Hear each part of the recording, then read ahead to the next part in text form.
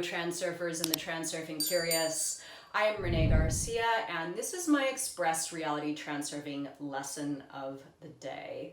So this lesson today is actually a very, very special one to me because this is something that I did wrong in my past reality, and I suffered a lot of consequences.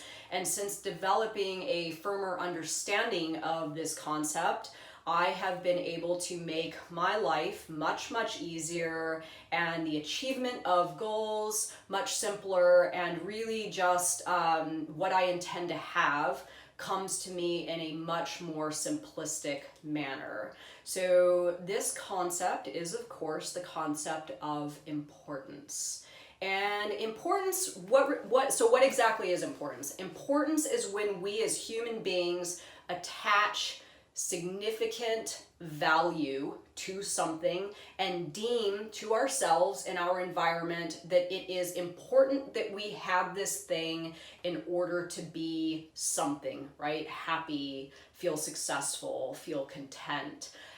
We create importance around love. We create importance around money. We create importance around success, progress, achievement of a goal. We create importance about relationships with our family and our friends, our self-image. We create importance about all sorts of things in our minds and in our realities. So importance, what importance does is importance creates something called excess potential, okay? And I'm going to give you a quick drawing in a moment to show you exactly how importance and excess potential are related. And then also, of course, in creating excess potential, we invite in balancing forces, and there you have it. Whatever you intend to do, be, or have has just become much more difficult because you have invited in balancing forces. So this is a drawing that I came up with a few years ago during a seminar, and it's pretty simple, but if you can grasp what I'm saying here, you can really apply this to any area in your life that you have created significant importance, okay?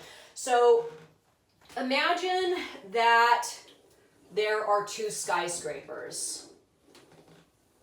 Okay, actually this needs to be a little further away. Okay, imagine there are two skyscrapers and you are standing on one of the skyscrapers at the top.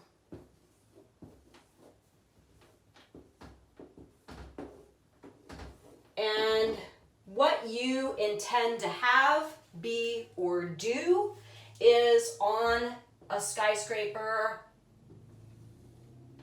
at a distance, okay? Now, there is a log that connects the skyscraper you're on and the skyscraper you intend to make it to, okay? Now, you have to cross this skyscraper to get this log to get to the other side, to the other skyscraper, okay? And you start your journey with a firm intention to make it to the other side. But after a few steps, you realize that you can fall down, that it's a long way down to the bottom, okay? You have just created importance over not falling, right? You have created importance over you reaching this other side, okay? And in doing that, you have created excess potential, okay? What excess potential is it is a space in between a balanced reality and the significance or the expectation that you have set in your mind, okay? And you have raised yourself up so that if you don't achieve what you have set out to achieve, or if you don't get what it is that you want to get, that there is a space for you to fall down, okay? This is obviously classic like disappointment, right? It's building something up in your mind. You build your way up high, and then you don't get the thing and you fall, right? So this space in between your expectation and base reality, right? The space in between is excess potential, okay? This is not good. Excess potential is not good. Now, when you start thinking that you aren't going to achieve this thing, or you have attached significant importance, you have created excess potential, your thoughts go awry, okay? And your thought frequency actually starts to change, right? It goes from being a balanced thought quality and just walking calmly and emotion-free towards what it is you intend to have, when you have created excess potential, your thought quality sort of goes awry. So in this example, when you're walking across this log, right, and you think, oh shit, I can fall down, right? And you have applied excessive importance to you getting to the other side. You start to become fearful and your thought quality goes awry. And what happens after that is that your external environment actually picks up on this imbalance, okay? It picks up on this imbalance, and balancing forces come in an attempt to rebalance the environment out, okay? Because our natural environment is constantly striving to seek balance, okay? Otherwise, we would just live in chaos. Our thought quality can't really be off balance for too long until something comes in, this external force, right? Balancing forces, attempting to achieve a rebalancing energetically, if that makes sense. So, like the saying goes, don't count your eggs before they hatch, right? This saying, don't count your eggs before they hatch, really what that saying is don't invite in balancing forces, right? Don't create an expectation that something's going to happen, because this natural law can come into effect and ultimately create a scenario against what it is that you intend, right? What it is that you want.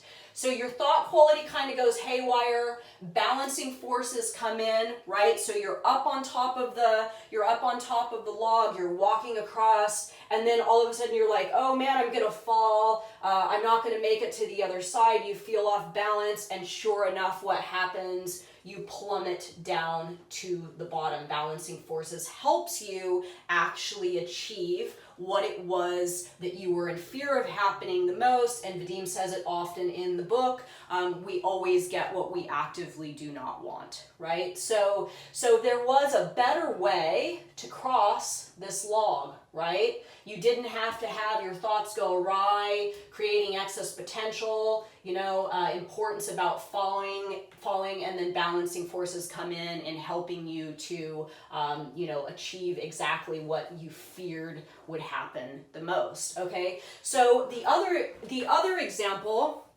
or the other version rather, is that you are in your bedroom, right? You are in your bedroom and you have to cross the same log, just on the opposite side of your room, okay? I know my drawings are horrible, guys, but I appreciate you bearing with me.